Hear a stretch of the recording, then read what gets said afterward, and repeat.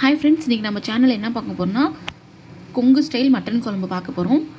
இது வந்து எங்கள் ஊர் ஸ்டைலில் வந்து சாந்தாட்டி வைக்கிற குழம்பு அப்படின்னு சொல்லுவாங்க.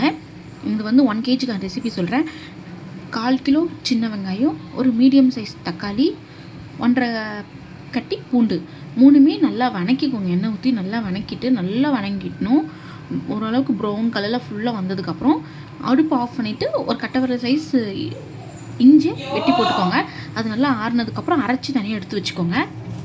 இன்னொரு வடை சட்டியில் வந்து எண்ணெய் ஊற்றி எண்ணெய் காஞ்ச உடனே கடுகு, சீரகம், கருவேப்பிலை போட்டு நல்லா பொரிஞ்சோடனே மட்டனை கொட்டிடுங்க. மட்டனை கொட்டிட்டு நல்லா கலக்கிட்டு ஒரு 2 நிமிஷம் கழித்து உப்பு போட்டுக்கோங்க. உப்பு போட்டு மஞ்சத்தூள் போட்டு நல்லா கலக்கிட்டு மறுபடியும் மூடி வச்சுருங்க. மூடி வச்சிங்கன்னா உங்களுக்கு தெரியும், தண்ணி விடும். நல்லா மட்டன் வந்து தண்ணி விடும் உப்பு போட்டோடனே. தண்ணி விடுறத நீங்கள் அப்படியே எடுத்து சாப்பிட்டீங்கன்னா கூட நல்ல டேஸ்ட்டாக இருக்கும்.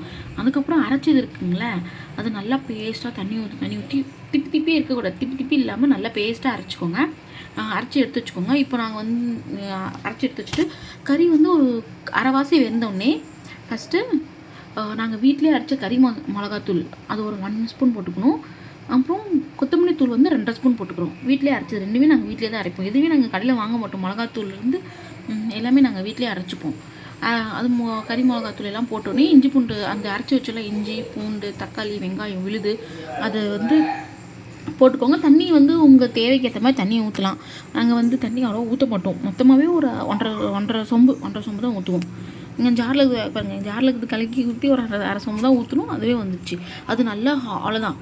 நீங்கள் மூடி போட்டு நல்லா கொதிக்க விடணும்.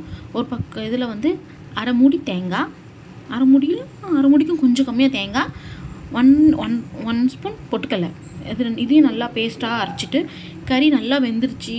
ஏன்னா தேங்காய் பால் ஊற்றுனதுக்கப்புறம் கொதிக்க வச்சா கறி டேஸ்ட் போயிடும். அந்த குழம்பு டேஸ்ட்டே இருக்காது. தேங்காய் பால் தித்தியாக வந்துடும்.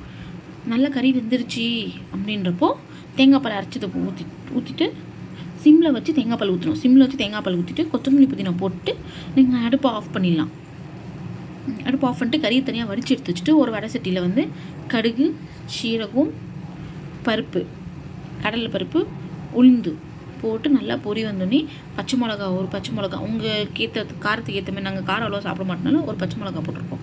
பச்சை மிளகா, வெங்காயம் ஒரு 2 நிமிஷம் வணங்கினோடனே அந்த கறி குழம்பு இருக்குது பார்த்திங்கன்னா, அந்த குழம்பே எடுத்து ஊற்றிக்கணும். கறி குழம்பே எடுத்து ஊற்றிட்டு நல்லா ஒரு 2 நிமிஷம் நல்லா கிண்டிட்டு அதுக்கப்புறம் எடுத்து வச்சுருக்கோங்களா கறி, அதை அப்படியே எடுத்து இதில் போட்டு அப்புறம் பெப்பர் எடுத்து போட்டு கடைசியாக பெப்பர் தூள் வந்து நாங்கள் வந்து ஒரு 1/4 டீஸ்பூன் பெப்பர் தூள் போட்டோம். 1/4 டீஸ்பூன் பெப்பர் தூள் போட்டு நல்லா மிக்ஸ் பண்ணிவிட்டு கொஞ்சமாக மேலே புதினா தூவி விட்டு இறக்கிட்டிங்கன்னா அவ்வளோதான் ஆச்சு. அவ்வளோ டேஸ்ட்டாக இருக்கும். நீங்கள் நிஜமாலுமே ஒரு டைம் செஞ்சு பாருங்கள். செஞ்சு பார்த்துட்டு எப்படி இருக்குன்னு கமெண்ட் பண்ணுங்கள். மறக்காமல் சப்ஸ்கிரைப் பண்ணுங்கள்.